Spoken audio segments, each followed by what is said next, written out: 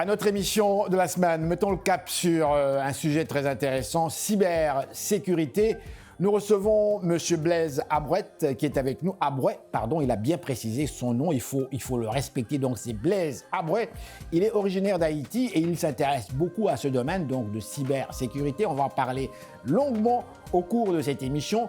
Nous recevons en deuxième partie une dame très intéressante également, Madame Jeannette Waitege, qui est originaire du Rwanda et qui est également la coordonnatrice de la table de concertation jeunesse à Montréal-Nord. Et oui, on va parler de Montréal-Nord.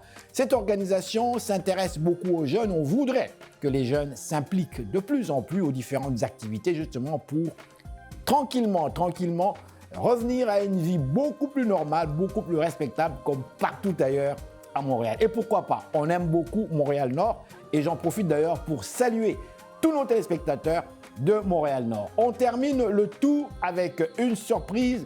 Elle s'appelle Sandra Pongolov. Vous m'avez bien entendu, Sandra Pongolov. Eh bien, c'est la fille de la chanteuse, la star Pongolov, la grande star congolaise qui est décédée il y a de cela plusieurs années. Eh bien, sa fille entretient toujours, évidemment, les activités.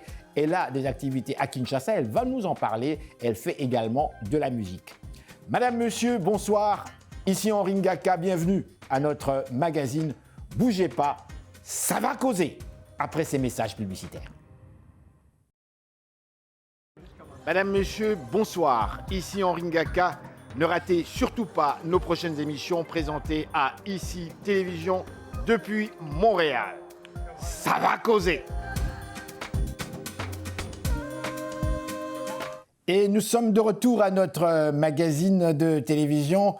Encore une fois, si vous venez de vous joindre à nous, je vous salue chaleureusement. Je vous dis encore une fois merci de suivre cette émission.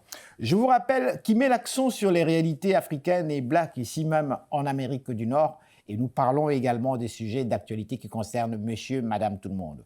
Nous avons avec nous aujourd'hui comme invité, nous parlons avec monsieur Blaise Abrouet. Nous parlons avec lui de cybersécurité. Je ne sais pas si vous avez déjà été victime d'un hameçonnage ou encore de problèmes de cybersécurité, mais on a un homme très intéressant et très intelligent qui va nous en parler longuement.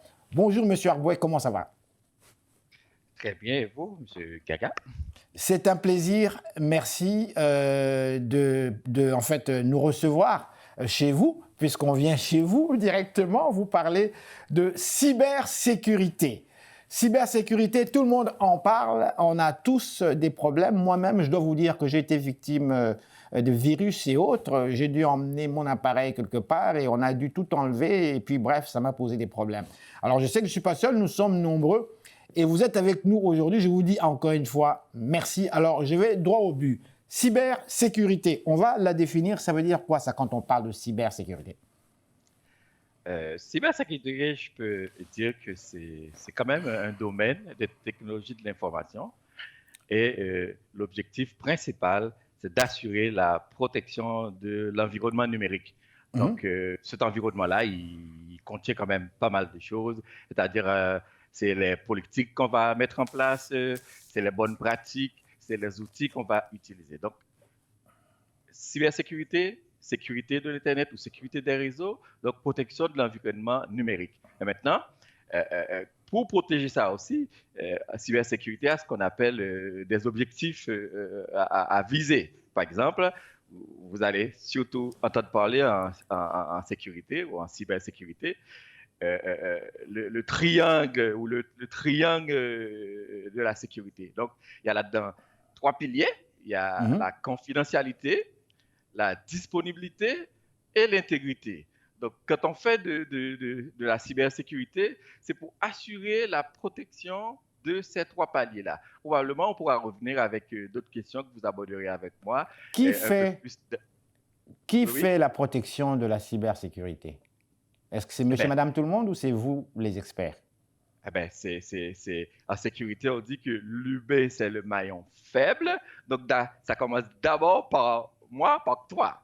Maintenant, on a aussi nos bonnes pratiques à mettre en place, on a aussi des comportements à avoir, mais si maintenant on déplace le problème au niveau d'une organisation, d'une entreprise, donc c'est le rôle aussi des responsables de sécurité, des analystes ou des conseillers en sécurité de l'information de l'institution pour s'assurer que tous les systèmes de l'organisation soient protégés. Donc, c'est d'abord un travail humain, mais après aussi, il y a les outils qui viennent après, c'est-à-dire les technologies qu'on va utiliser pour s'assurer que c'est bien protégé. Les risques de cybersécurité. Quand on parle de risques en cybersécurité, ce qu'il faut bien comprendre, étant donné que tout à l'heure j'ai dit que les objectifs de la sécurité de l'information ou de la cybersécurité, en général, ce n'est pas des mots synonymes, mais on les utilise tout le temps un à la place de l'autre. On veut assurer la protection de ces trois objectifs-là, mais de ça va découler aussi des risques qu'on appelle les risques de cybersécurité, désolé, ou ce qu'on appelle un cyber-risque. Eh bien, si je peux définir pour vous ça, c'est que un risque de sécurité ou un cyber-risque, c'est une probabilité qu'une menace exploite une faille ou ce qu'on appelle en d'autres mots une vulnérabilité. Et quand cette menace-là exploite la faille, donc ça peut causer des dommages pour une organisation, comme aussi ça peut causer des dommages pour l'humain, pour l'utilisateur. Vous avez parlé de probabilité. Quand on parle de probabilité, ça ne veut pas dire que ça va nécessairement se produire. C'est probable. Est-ce que scientifiquement c'est calculé, je suppose, quand on parle de probabilité? Exactement. C'est la façon dont on le définit, mais ça ne veut pas dire pour autant le risque là, il va pas arriver, il va pas être matérialisé.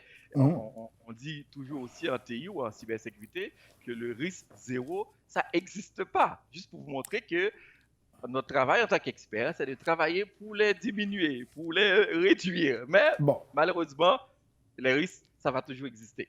D'accord. Alors, on va parler ici maintenant de quelques exemples de cyberattaques les plus en vogue comme telles. On parle ici de tentatives d'hameçonnage, on parle ici de logiciels malveillants, on parle ici de rançongiciel. J'ai bien prononcé rançongiciel. Exactement. Pouvez-vous nous développer un peu plus là-dessus? Oui, ce que vous m'avez présenté là, les trois exemples, c'est des cas de cyberattaques. On dit aussi des attaques informatiques, cyberattaques. Oui. Je vais encore revenir aux objectifs de départ, monsieur Henry, c'est que à chaque fois qu'on veut protéger, par exemple, la confidentialité, la disponibilité ou l'intégrité, c'est parce qu'il y a une menace qui est liée à ça. Si je prends l'exemple, par exemple, du premier élément que vous avez évoqué, qui est les courriels d'hameçonnage ou les tentatives d'hameçonnage, oui. Vous comprenez ce que ça veut dire, c'est un acteur malveillant, c'est un pirate informatique qui essaie d'utiliser votre bonne volonté, votre belle conscience pour vous soutirer de l'information. Des fois, c'est de l'information pour aller faire un gain financier. Eh bien, cette attaque-là ou cette tentative qu'on appelle la tentative d'hameçonnage, eh bien, c'est un risque ou c'est une menace qui est liée à la disponibilité, à la confidentialité. C'est-à-dire, l'acteur malveillant, il va essayer de nous envoyer des courriels, il va nous envoyer des textos pour nous dire, par exemple, c'est quoi qui se passe ces temps-ci? On parle beaucoup de Covid. Eh bien, avec le Covid, il y a tellement de nouvelles menaces qui se sont créées. Eh bien, probablement, c'est un acteur malveillant qui dit, OK, le gouvernement donne des sous pour... je peux prendre l'exemple du vaccin, par exemple. Le vaccin, par exemple, là, c'est quelque chose que le gouvernement met de la pression pour que tout le monde puisse en aller se faire vacciner, en aller prendre. Donc, un acteur malveillant peut profiter de cette situation et puis envoyer des courriels pour dire aux utilisateurs, eh bien, maintenant, il n'y a plus, par exemple, là, on fait moins de confiance à AstraZeneca. L'acteur malveillant peut profiter de ça pour dire, nous, on peut vous donner, par exemple, Pfizer. OK? Et puis, en bien écrivant son courriel, il peut nous envoyer un lien pour aller vers ce site-là ou cette place-là qui va nous donner Pfizer. Et puis, à la fin de la journée, c'est juste pour nous voler des sous, de l'argent, pour nous voler de l'information confidentielle. Donc, cette attaque-là, qui est la tentative d'hameçonnage, c'est juste un moyen que l'acteur malveillant peut utiliser pour nous soutirer de l'information. Et des fois, c'est pour aussi avoir un gain financier. Maintenant, vous avez aussi évoqué le deuxième exemple, qui est là, j'essaie de me rappeler. Le deuxième exemple, Je parlais ici de rançon logiciel. le rançongiciel, qu'on appelle en anglais aussi un terme anglais qui a essayé d'être traduit en français, qu'on appelle rançongiciel. Donc, vous voyez là-dedans rançon. Rançon, oui. Le rançongiciel, c'est une menace, c'est une cyberattaque qui est liée à la disponibilité. Donc, un rançongiciel, c'est un acteur malveillant qui envoie un lien, un courriel à un utilisateur qui contient un lien, et puis l'utilisateur clique sur le lien, et puis malheureusement, dans ce lien-là, c'est un logiciel qui va télécharger, il pense que c'était quelque chose de correct, de bien normal, OK? Mais ce programme-là qu'il va télécharger, il va l'installer sur son ordinateur, et puis ce programme-là va chiffrer. C'est-à-dire, en général, c'est le terme français, là, chiffrer, mais des fois, les gens utilisent pour dire, ils vont encrypter, mais c'est chiffrer. Ouais. Ils vont chiffrer toutes les données sur l'ordinateur de l'utilisateur, et puis malheureusement, comme les données sont importantes à avoir accès, eh bien, l'utilisateur, alors, l'acteur malveillant demande de l'argent, c'est-à-dire une rançon, en échange de déchiffrer les données. Maintenant, qu'est-ce que l'utilisateur a comme problématique? Il veut récupérer ces données. Il se trouve maintenant entre la décision de savoir est-ce que je paie cette rançon-là pour récupérer mes données ou bien je les laisse partir parce que tout simplement, je ne suis pas prêt à dépenser cet argent-là. Et puis le deuxième que vous avez évoqué, qui est le logiciel malveillant. Donc, c'est ce qu'on appelle dans le passé, c'est une forme de virus. On l'appelle logiciel malveillant parce que tout simplement, c'est un programme, c'est un code informatique, mais son rôle là, ce n'est pas de faire du bien. Par exemple, quand vous avez Word, Excel, tous les jours, monsieur, madame, tout le monde utilise pour accomplir des tâches, c'est un programme, c'est un logiciel. Mais le logiciel malveillant, lui, son rôle, c'est de s'installer dans le système, mais pour causer des dégâts. À ce moment-là, on parle de logiciel malveillant. Donc ça, c'est fait exprès des personnes que l'on ne connaît pas, qui décident que lui, il se fait une job, il se fait un boulot, une business, et c'est ça qu'ils font à temps plein. C'est bien ça? Exactement. C'est des gars comme moi, là, c'est-à-dire qui sont passionnés des domaines des informatiques, du domaine, exactement, qui connaissent comment monter un code malicieux, un code malveillant, qui cherchent un gain financier. Moi, mon domaine, si je peux m'appeler comme un hacker ou un pirate éthique, c'est de sensibiliser les gens pour qu'ils puissent mieux se protéger. Tandis que de l'autre côté, on trouve une personne, lui, qui dit on va utiliser les faiblesses dans les systèmes, on va profiter des mauvais comportements des utilisateurs pour leur soutirer de l'argent. Bon, alors dites-moi, qu'est-ce qu'on fait pour la protection ici? Quelles sont les règles de sécurité pour la protection de notre navigation en ligne? Monsieur, madame, tout le monde, le grand public qui vous suit actuellement, ils sont comme moi-même, on est tous touchés là-dessus. On a des logiciels malveillants qui viennent nous emmerder. D'autres doivent changer d'appareil, des choses comme ça. C'est très agaçant et même des fois, c'est même dramatique dans certains cas parce qu'il y a des gens, justement, qui se sont déjà fait menacer et à qui on a demandé des sommes d'argent. S'ils ne remettaient pas cet argent, eh bien, on allait dévoiler, si vous voulez, l'histoire. Je ne sais pas. Qu'est-ce que vous dites de ça à vous? Quels sont les règlements de sécurité? Comment est-ce qu'on peut s'organiser pour éviter ce genre de choses? Écoute, la liste est quand même longue, mais je peux vous citer quand même quelques éléments. C'est que, en tant qu'utilisateur, si on veut mieux protéger sa navigation en ligne, il y a un ensemble de trucs qu'on doit respecter. Par exemple, là, il faut éviter de faire... alors, il faut faire la séparation entre la vie professionnelle et la vie personnelle. C'est-à-dire... Les données qu'on va publier sur Internet, quand c'est des données qui concernent sa vie professionnelle, il faut quand même les garder à côté, c'est-à-dire ne pas les sortir de l'institution. Quand c'est sa vie personnelle, il faut aussi faire cette séparation. Est-ce qu'on va publier, par exemple, tous nos déplacements? Est-ce qu'on va publier le nouveau salaire qu'on vient d'avoir? Donc, plus on donne des informations personnelles, confidentielles, à un acteur malveillant, c'est plus on lui facilite la tâche. Oui, mais comment savoir qu'on donne l'information à l'acteur malveillant? Je vous cite un exemple bête, très simple. Facebook. Nous voyons Facebook, les gens parlent de leur vie. Les gens présentent des photos. Moi-même, j'ai eu à présenter des photos de mes petits-enfants parce que j'en étais très fier, j'étais content. Les gens parlent indirectement de leur vie. Ah, je suis allé chez ma tante, chez mon oncle, on doit manger ci, ça. Les gens parlent naturellement de leur vie privée. Donc, selon vous, Les hackers, ils suivent ça, c'est bien ça? Exactement. Ils enregistrent l'info. Exactement, c'est-à-dire, si vous avez un profil public, que ce soit sur Facebook ou dans un autre réseau Oui. social, mais il faut quand même se limiter, c'est-à-dire avoir un minimum de bon sens. C'est-à-dire, Comme? eh bien, écoute, je dis, si vous avez un profil sur un réseau social comme Facebook, est-ce Mhm. que vous êtes prêt à partager tout ce que vous voulez à des gens que vous connaissez même pas? Parce que les gens qui sont pas vos amis, même si c'est des gens aussi qui peuvent profiter, qui sont liés aussi à vos Mhm. amis, ils peuvent les Mhm. utiliser pour aller aussi chercher de l'information. Donc, le rôle de l'acteur malveillant, le rôle du pirate informatique, eh bien, c'est aller creuser le plus de choses que possible. Je dis que il faut aussi avoir un minimum de vie sociale, mais quand Oui. même, il faut limiter.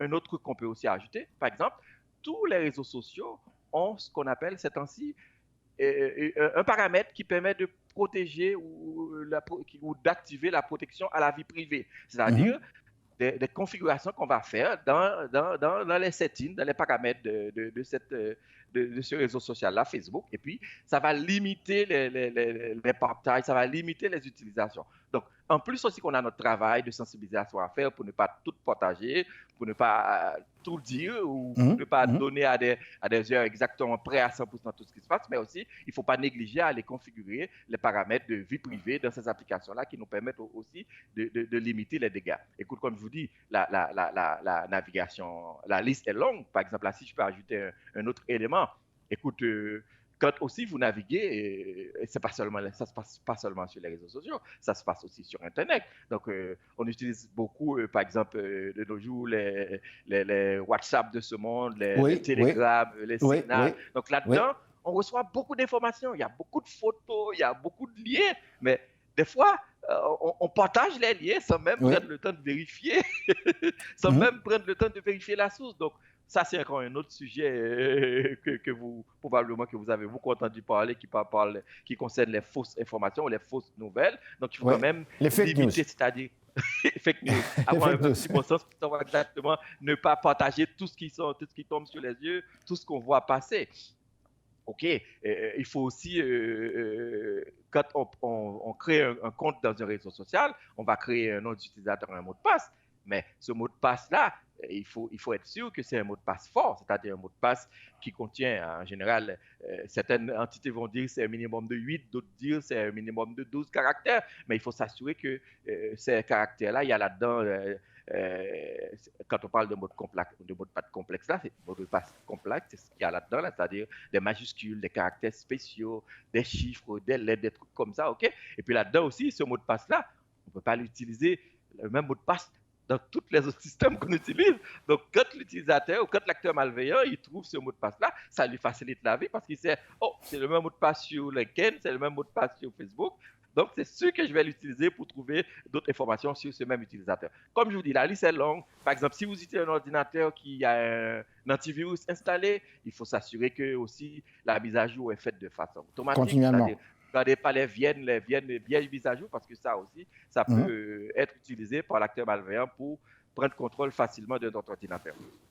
Dites-moi, le public qui nous a suivis attentivement, un sujet très intéressant parce qu'on a déjà eu l'occasion de recevoir une dame ici, une de vos collègues, si je ne m'abuse, qui était déjà venue ici et qui s'intéressait également à la cybersécurité. Dites-moi, en gros, globalement, qu'est-ce que le public qui nous suit aujourd'hui doit retenir en matière de cybersécurité? Que d'abord que les utilisateurs, c'est-à-dire les gens comme vous et moi, on est les maillons faibles dans ce domaine-là. C'est-à-dire, les acteurs malveillants, ils vont toujours profiter de nos comportements, de ce qu'on publie pour nous soutirer de l'information. Mhm. Donc, étant donné qu'on est le maillon faible, donc, il faut qu'on soit aussi très sensibilisé. Sensibilisé veut dire quoi? C'est-à-dire qu'il faut être informé, qu'il faut se former, c'est-à-dire c'est pas seulement aller sur YouTube pour regarder des vidéos de Des vidéos? musique, de savoir Oui. comment danser, mais aussi il y a des bonnes façons, Il il y a faut des bonnes s'informer pratiques. vraiment. Oui. Il faut s'informer et c'est là-dedans qu'on apprend comment se comporter. En plus, que les gens peuvent regarder votre émission pour découvrir de bien d'indices, de bien de choses, mais aussi, il faut aussi se former à travers les chaînes comme YouTube. Et puis, si je peux terminer avec un dernier élément, c'est que l'Internet, heureusement, c'est ouvert à tout le monde, c'est public, ça a ses bons côtés, mais ça a aussi malheureusement ses mauvais côtés. Donc, il ne faut pas croire à tout ce qui nous tombe sous les yeux, il ne faut pas croire à tout ce que les gens nous partagent, parce que là-dedans, il y a plein de menaces, il y a plein de problèmes, plein de trucs malveillants qu'il faut les reconnaître, et ça prend la formation, comme j'ai dit, la sensibilisation. J'avais juste une dernière question, ce n'est pas une question piège, pas du tout, avant de nous séparer. Dites-moi, quand on fait des achats en ligne, est-ce que c'est dangereux? Si oui, pourquoi? Oui, c'est dangereux si, par exemple, là, on ne prend pas la peine de vérifier l'adresse du site du vendeur. Vous savez, quand vous allez sur Internet pour aller sur un site marchand, ou bien vous cherchez l'adresse sur Google ou si vous connaissez l'adresse, vous le tapez directement dans la barre d'adresse.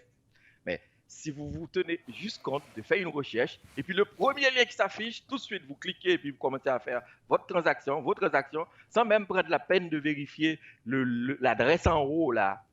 Un site de marchand, c'est-à-dire vous allez faire une transaction commerciale, une transaction financière, c'est-à-dire vous allez utiliser votre carte de crédit ou votre carte de débit, et bien, il faut s'assurer que l'information que vous allez envoyer vers ce site-là, ce site marchand-là, eh bien, ces informations sont sécurisées. Mais comment on le voit, c'est-à-dire dans le site web, j'ai parlé tantôt de l'adresse, eh bien, l'adresse aussi, il y a un petit cadenas qui dit que le site est sécuritaire. Donc, il ne faut quand même pas négliger que ce n'est pas tous les sites qui ont un cadenas qui veut dire que c'est un site sécurisé, parce que l'acteur malveillant peut aussi utiliser le cadenas pour montrer que le site est sécurisé.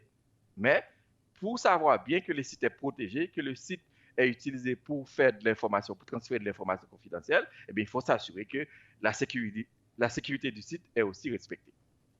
Bien, je dois vous dire encore une fois, merci infiniment pour ces informations. Très franchement, merci beaucoup. Et je vais vous souhaiter encore une fois, M. Arouet, une excellente journée et on se reparle donc très bientôt. Merci beaucoup. Merci aussi de m'avoir reçu sur votre plateau, monsieur. Merci. Alors voilà, madame, monsieur, restez là. Nous sommes de retour tout de suite après ces réclames publicitaires. Haïti Cybercon, c'est quoi? Eh bien, c'est une conférence qu'on organise en Haïti sur la sécurité informatique, ou si vous voulez bien, la cybersécurité. Pourquoi on a décidé d'organiser Haïti Cybercon? C'est simple. On sait c'est quoi les enjeux qui tournent autour de la sécurité informatique à travers le monde. Donc, on a décidé qu'au niveau de la région caribéenne et surtout en Haïti, on organise cette conférence pour sensibiliser les gens à cette question-là. Pour l'instant, on est à notre deuxième version. Et le terme qu'on a utilisé cette année, c'est la cybersécurité, défis et opportunités pour les pays en voie de développement. Donc, je suis Steve Waterhouse, ancien officier de sécurité informatique avec le ministère de la Défense nationale, participant au CyberCon 2018 à Haïti. C'est une opportunité de venir partager connaissances et expériences avec les gens d'Haïti et d'autres participants internationaux sur les enjeux de la cybersécurité, que ce soit de l'éducation, de la prise de connaissance des vulnérabilités et des attaques possibles sur le cybermonde, nous rend possible à ce moment-là de pouvoir échanger et de connaître les solutions pour améliorer l'environnement de cybersécurité qui nous affecte tous et chacun dans notre quotidien.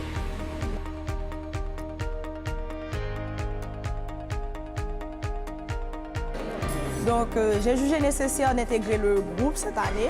Ils sont à leur deuxième édition, mais j'ai jugé nécessaire de les rejoindre parce que la cybersécurité, c'est très important. C'est très important. Il faut sensibiliser les jeunes, étant donné que pratiquement, je ne dirais pas la majorité, mais bon nombre de jeunes ont un téléphone. Et généralement, un smartphone, ils sont connectés. Donc, dès que vous êtes connecté à Internet, que ce soit pour un smartphone ou un laptop ou autre, vous êtes concerné par la cybersécurité.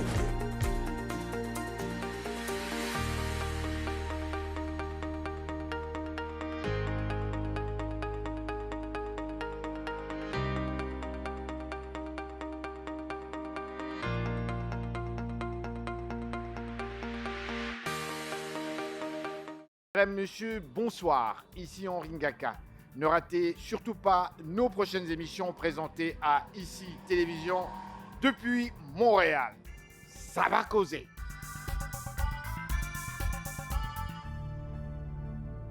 Et nous voilà de retour à notre magazine de télévision. Si vous venez encore une fois de vous joindre à nous, je vous dis encore une fois bonjour ou bonsoir et merci de suivre cette émission.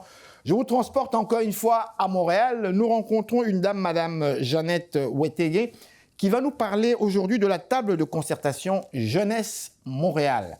Bonjour, comment ça va? Oui, bonjour, monsieur Ari Ngaka. Encore une fois, merci de nous avoir invités. Ça va très bien, merci.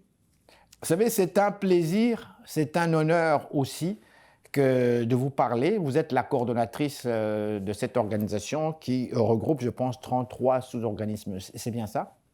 Oui, tout à fait. Alors, table de concertation Jeunesse Montréal.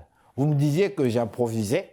Oui, j'improvise et je vous pose la question. Pourquoi une table de concertation jeunesse à Montréal-Nord, plus spécifiquement, quand on sait qu'il y a eu des sérieux problèmes dans cet arrondissement de Montréal?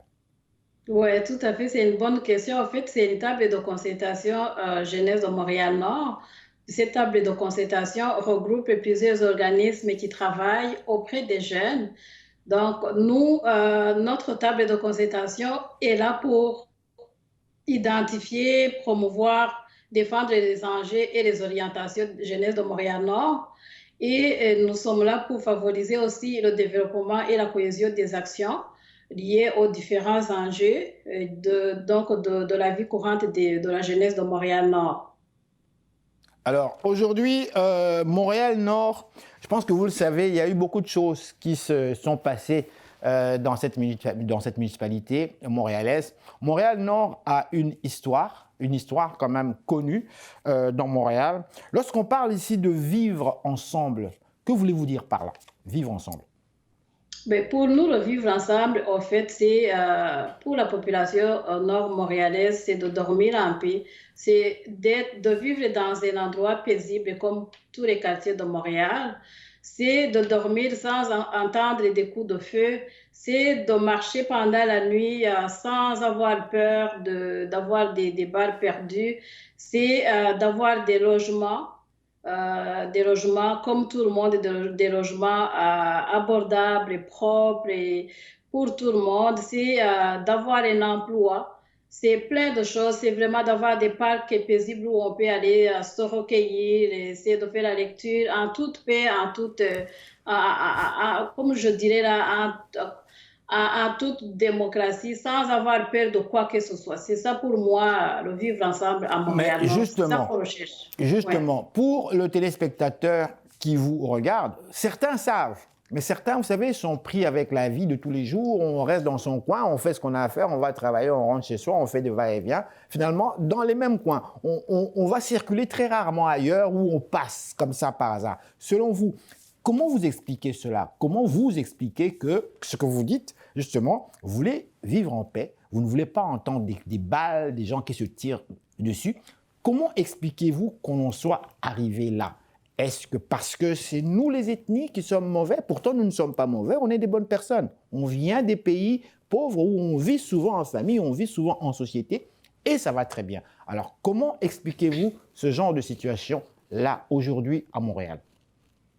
Écoute, je peux pas dire que tel groupe vit mal ou vit bien par rapport à l'autre. Il y a plein d'immigrants à Montréal-Nord, il y a plein de communautés qui viennent d'ailleurs. Il y a aussi la population d'ici. Donc, moi, ce que je peux vous dire, c'est qu'il y a plein d'enjeux qui rentrent en ligne de compte. Il y a la pauvreté d'abord. Les personnes sont très marginalisées. Il y a beaucoup de discrimination aussi qui fait que, justement, les personnes se retrouvent en train de se chamailler entre eux, en train de se rechercher, d'essayer de trouver de quoi se nourrir, de quoi se vêtir. Lorsque vous parlez de discrimination, parce que les gens se chamaillent, les gens se disputent, est-ce que c'est une question de langue ou bien c'est une question parce qu'on ne se comprend pas tout simplement, les messages ne passent pas, ou bien c'est parce qu'on ne veut pas tout simplement se comprendre, selon vous? Je ne crois pas que c'est une question de langue parce que la plupart des immigrés qui sont à Montréal-Nord, c'est des personnes quand même qui viennent ici au Québec parce que c'est déjà qui étaient francophones dans leur pays d'origine. Donc, pour moi, ce n'est pas une question de langue. C'est plus une question de discrimination. C'est une population qui se retrouve finalement marginalisée. Il y a moins d'emplois, ils n'ont pas d'emploi. Même si on a des jeunes qui finissent les études, pour trouver le travail, c'est discriminatoire. C'est tout ça qui fait qu'il y a plus de personnes qui sont en souffrance et qui vont se retourner contre de mauvaises choses pour essayer de se... Je ne peux pas justifier ça pour dire que c'est bon, mais c'est des personnes qui essaient de se retourner justement dans de mauvaises choses pour essayer de survivre, pour essayer de trouver des moyens. Donc, pour moi, la base de tout ça, c'est la pauvreté, la marginalisation et le fait que ces personnes ne sont pas intégrées dans la société comme il se doit. Donc, nous, on est en train de travailler à ce que on puisse sensibiliser la population à dire, voilà, ces jeunes ici des communautés ethnoculturelles, c'est des jeunes comme les autres. Ils ont des habiletés à vivre en société et ils ont aussi plein de compétences, ils ont beaucoup de qualités. Donc, on veut miser sur les qualités de ces jeunes. On veut mettre en valeur... On veut mettre en valeur, oui, allez-y. Ils promettent de faire et pour que, justement, on puisse vivre ensemble dans la communauté nord-montréalaise.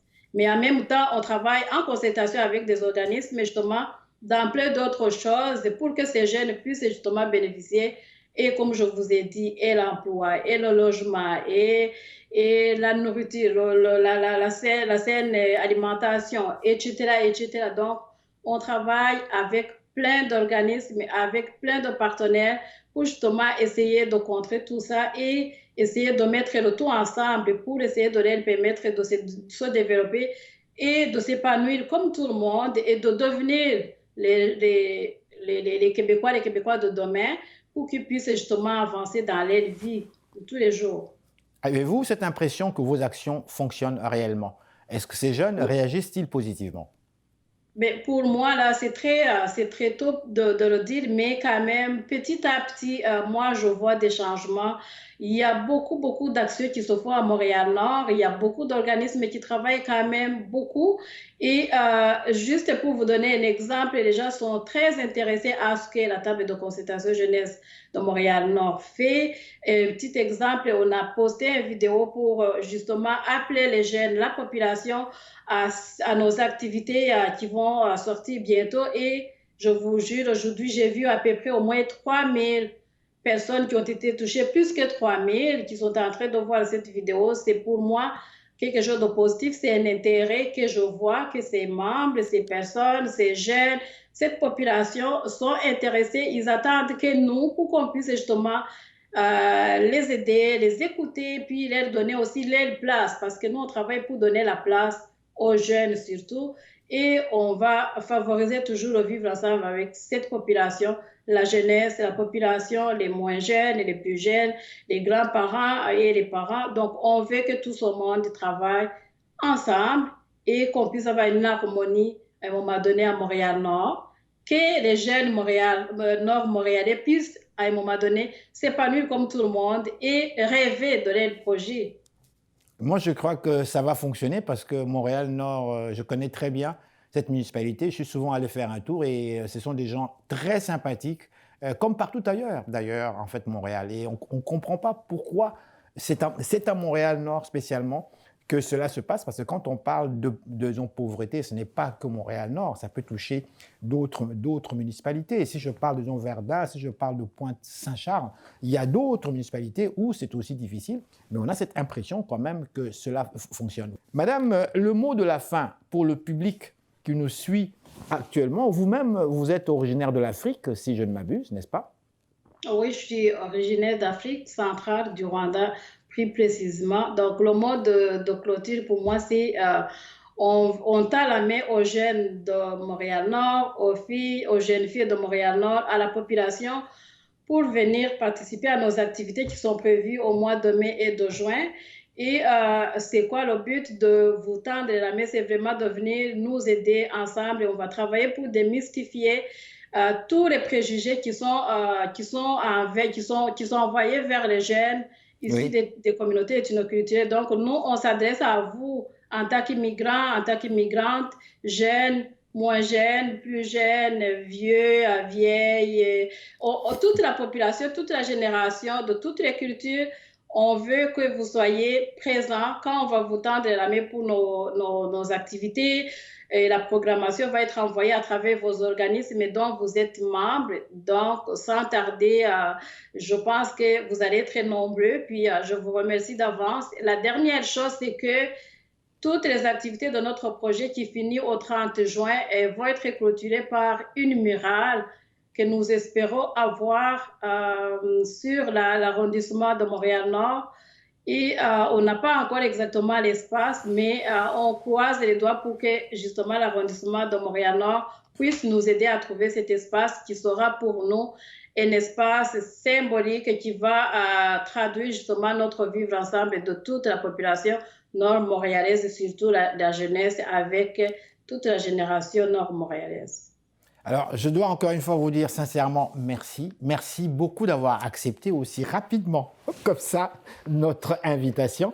Et au fait, j'en profite aussi pour inviter la diaspora rwandaise. J'en profite parce que je ne suis pas en contact pour inviter la diaspora rwandaise. Au travers vous, justement, à notre émission, on aimerait parler de cette réalité, on aimerait connaître cette communauté qui est quand même très, très dynamique, je le souligne ici même à Montréal.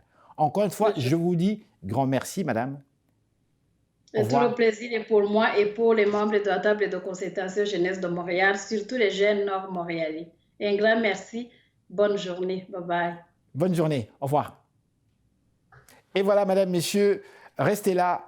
Nous sommes de retour tout de suite après ces réclames publicitaires.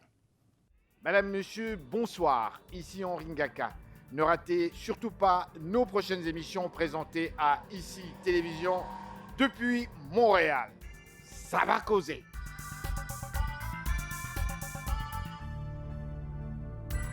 Et nous voilà de retour à notre magazine de télévision. Si vous voulez nous rejoindre à nous, je vous dis encore une fois bonjour ou bonsoir, où que vous soyez actuellement dans le monde. Notre émission, je vous le rappelle, met l'accent sur les réalités africaines ici même à Montréal. Et nous sommes actuellement avec Kinshasa, en République démocratique du Congo, où nous parlons avec Madame Sandra Pongolov. Bonjour Sandra, comment ça va? Bonjour, ça va bien, merci. C'est un honneur et un grand plaisir de vous parler. Sandra, il y a beaucoup d'activités. Vous êtes une grande dame, une personne très populaire, connue au Congo, au Zaïre dans le temps, surtout grâce à votre maman Pongolov. Vous vous intéressez aujourd'hui, vous avez des activités très populaires où même on a vu dernièrement l'épouse du président de la République qui est venue vous rencontrer, vous féliciter. Pouvez-vous nous parler un petit peu de vos activités actuellement à Kinshasa? Bon, actuellement à Kinshasa, tout à l'heure vous avez parlé de l'épouse du chef de l'État. Je dirais qu'elle est venue parce qu'elle est en train d'honorer les femmes qui ont marqué l'histoire de notre pays. Parmi elles, ma maman Pongolov, que vous connaissez bien. Et donc, c'est par rapport à ça que la dame est venue nous visiter parce qu'elle voulait visiter la famille de cette grande dame qu'elle veut honorer. Et donc, c'est vraiment un grand honneur pour nous de pouvoir recevoir la première dame dans notre maison. Donc, et nous voyons combien notre maman est importante, combien elle est encore en vie à travers ses œuvres, parce que c'est pas donné. Et c'est vraiment un cadeau merveilleux qu'elle nous a donné. J'encadre les handicapés et les orphelins de la Fondation Pongolov, la fondation que j'ai créée, justement pour honorer toujours cette grande dame qui est ma mère. Alors, on va juste rappeler, le public congolais, le public africain connaît très bien votre maman, je souligne ici, l'artiste Pongolov, la chanteuse Pongolov, qui est aujourd'hui décédée depuis de très nombreuses années. Juste pour le public montréalais qui vous regarde pour la première fois, qui vous découvre pour la première fois, juste nous rappeler un petit peu votre maman. Qui était Pongolov? On sait qu'elle était une grande chanteuse congolaise. Pour vous, Qu'est-ce que Pongolov, qu'est-ce que cette dame a représenté dans votre vie? Dans ma vie, cette dame a représenté beaucoup.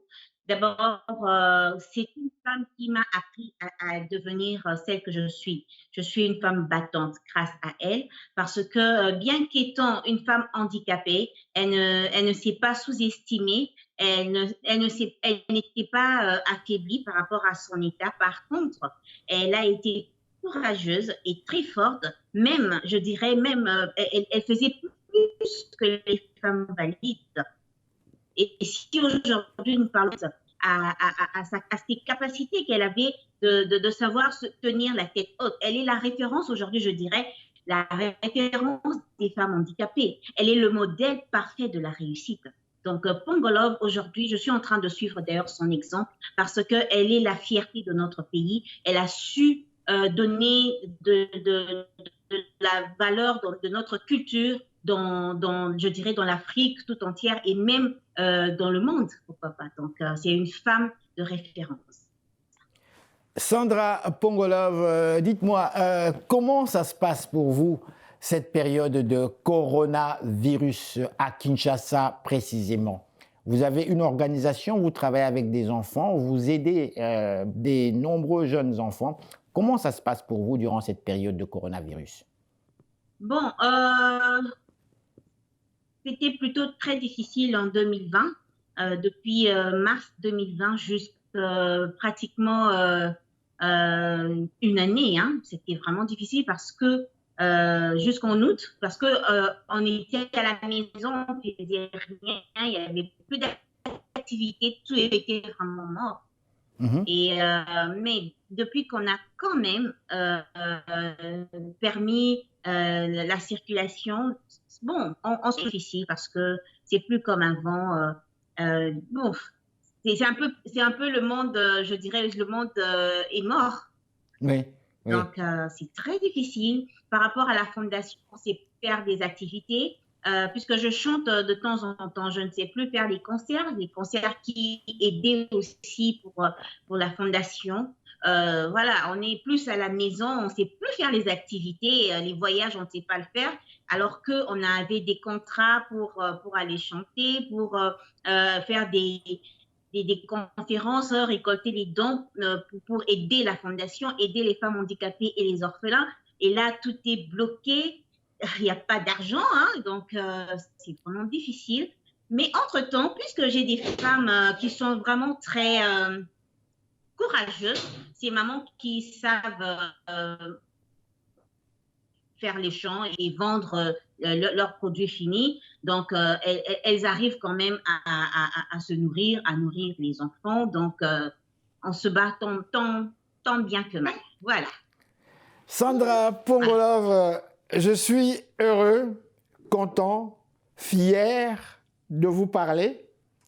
Sandra, est-ce que vous me suivez là? Merci. Oui. Alors, oui, qu'est-ce que je dois dire au grand public qui nous regarde actuellement? Sandra, c'est ma petite nièce, n'est-ce pas?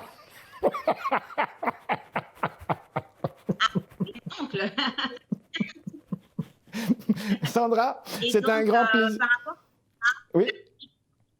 Mais qui aussi en plein studio en train de préparer, je dirais, des bonnes choses. Oui. Pourvu que Covid nous permette de vous présenter cela. Donc, je suis en train de préparer la belle musique de la belle époque et oui. vous ne serez pas déçus. Ben, on aura l'occasion de présenter cela à notre émission de télévision. Sandra, c'est malheureusement tout le temps qu'on a eu pour cette interview. Qu'est-ce que le public doit retenir de cette interview? Alors, ce que le public doit retenir, c'est que Pongolov vit à travers ses œuvres. Et moi, je suis sa fille. Je me bats pour toujours remettre les femmes à leur place, donner honneur aux femmes, parce que ma maman, c'est ce qu'elle faisait toujours. Elle défendait la femme, parce que la femme, c'est la vie. Sans la femme, il n'y aurait pas ce monde, parce que c'est la femme qui donne la vie. Et donc, Sandra, elle est là pour faire je dirais ce que Maman Pongolov faisait toujours, honorer la femme.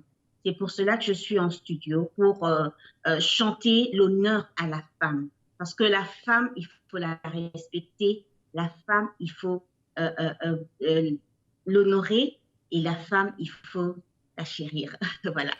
Sandra, on va quand même présenter un extrait d'une vidéo, alors qu'on peut retrouver facilement sur YouTube, mais on va la présenter à cette émission.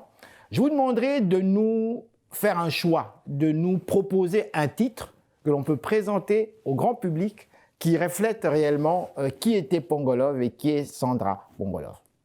Un titre de chanson, j'ai pas bien compris. Oui, un titre d'une chanson que l'on va présenter maintenant à cette émission même, qu'on va retrouver sur YouTube. Qu'est-ce que vous nous proposez? Voilà, alors merci encore une fois Sandra. Vous allez donc souhaiter de ma part et de notre part nos hommages à toute la famille ainsi qu'à votre époux bien sûr et aux enfants. Encore une fois, très bonne journée à Kinshasa. Merci beaucoup Sandra. Merci. Merci, au revoir. Et voilà madame, messieurs, donc restez là. Nous sommes de retour tout de suite après ces réclames publicitaires. Même si la vie a persécuté ma maman, Pongolov aimait la vie. C'est si beau, la vie.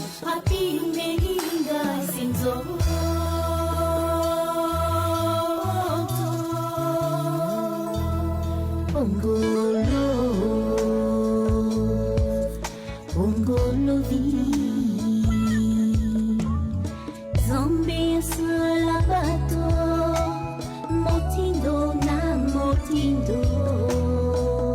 Oh Zambé, Zambé yukanga, apesi bango nzoto, molimo ke mayele. Oh data na biso.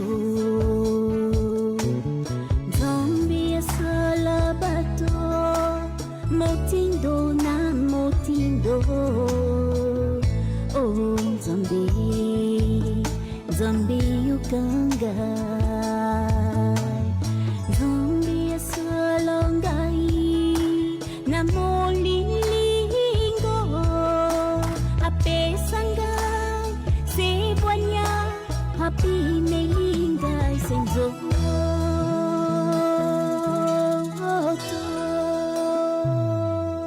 Pongolov, Pongolovi, apanangai awaki, atikingai se mwana. Oh, Pongo.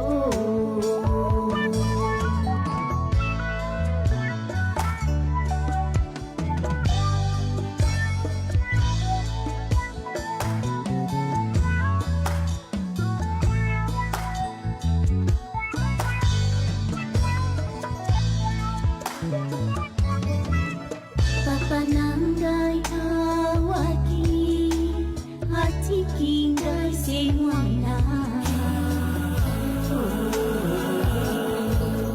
Oh, Pongo, atikingai na. Madame, Messieurs, bonsoir. Ici Henri Ngaka. Ne ratez surtout pas nos prochaines émissions présentées à ICI Télévision depuis Montréal. Ça va causer. Et voilà, c'est déjà la fin. J'espère que vous avez aimé. N'hésitez surtout pas de nous faire part de vos commentaires. Je vous dis grand merci au nom de toute l'équipe. Ici Henri Ngaka. Au revoir et gardez le sourire.